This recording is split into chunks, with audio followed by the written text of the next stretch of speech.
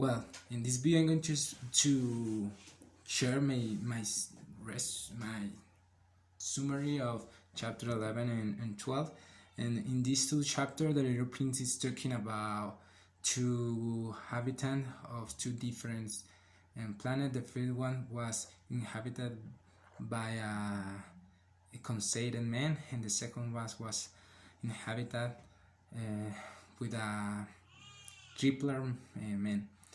Well, in the first one, he was received uh, for who was received by this conceited man really gladly, because he never had received like he calls it admirers. So he was happy because the Little Prince was coming to his planet, and when he finally got to the planet, he was like, hey, finally an admirer.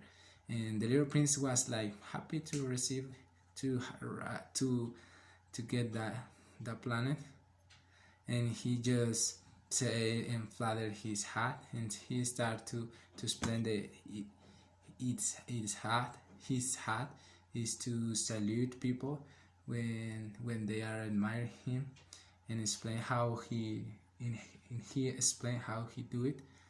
And then he explained that the Little Prince just had to clap one hand against the other, and he will start to salute with his hat.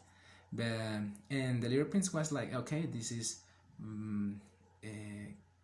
cooler than the other planet. So he started doing it happily. But after like 5 minutes, he was like already bored of doing this. So he asked to the conceited man how to make him stop of doing this.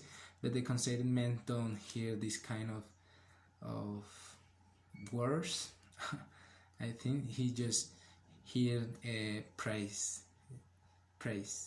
And when so the Little Prince passed to just say to him why are you so worried about this?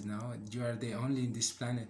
From whom are you being admired? So he was just saying that he is the handsomeness, the